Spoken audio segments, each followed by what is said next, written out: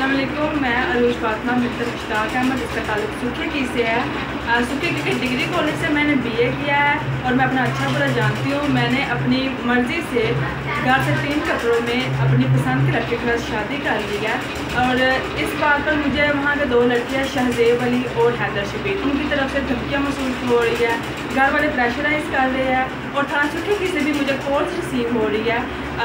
जबकि मैं अपने शोहर के साथ खुश हूँ, अल्लाह का शुक्र है।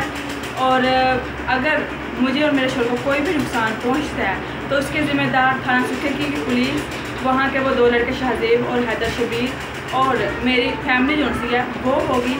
इसके अलावा मैं इंसानी हकूक़ की तंजीम, औरतों के हकूक़ की तंजीम और मीडिया से दरख्वास्त करती हूँ कि हमें तहफ़्फ़ुज़ फराहम किया जाए, हमारी जितनी मदद हो सकती है की जाए और इस वीडियो को जितना शेयर किया जा सकता है शेयर करें, क्योंकि ये एक ज़िंदगी का सवाल है, ताकि हमें तहफ़्फ़ुज़ फराहम किया जा सके।